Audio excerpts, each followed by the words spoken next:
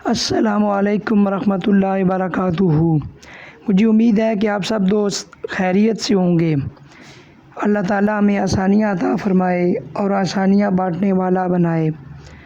آپ صلی اللہ علیہ وآلہ وسلم کا ارشاد ہے کہ اگر کھانے میں 4 چیزیں ہوں تو اس کی شان و لذت کمال کو پہنچ جاتی ہے۔ نمبر 1، حلال رزق کا کھانا ہو۔ نمبر 2، کھانا شروع کرنے سے پہلے بسم اللہ پڑھ لی جائے۔ نمبر 3، کھانا کھاتے وقت کئی ساتھی مل کر کھائیں۔ نمبر 4، کھانا کھا کر اللہ تعالیٰ کا شکر ادا کیا جائے۔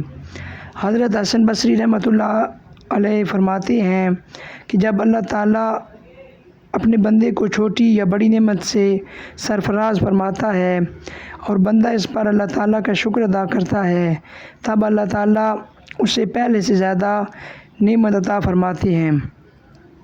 حضور اکرم صلی اللہ علیہ وآلہ وسلم کا ارشاد ہے، مجھے مومن کے کام پر تعجب ہوتا ہے کیونکہ اس کا یہ کام اچھا ہوتا ہے، جسے ہی اسے نعمت ملتی ہے وہ شکر ادا کرتا ہے، تب اس کے لیے بھلائی ہے۔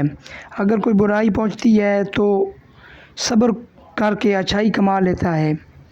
تو ہمیں بھی زیادہ سے زیادہ شکر ادا کرنے والا اور صبر کرنے والا بننا چاہیے۔ اللہ تعالیٰ ہمیں آسانیاں عطا فرمائے۔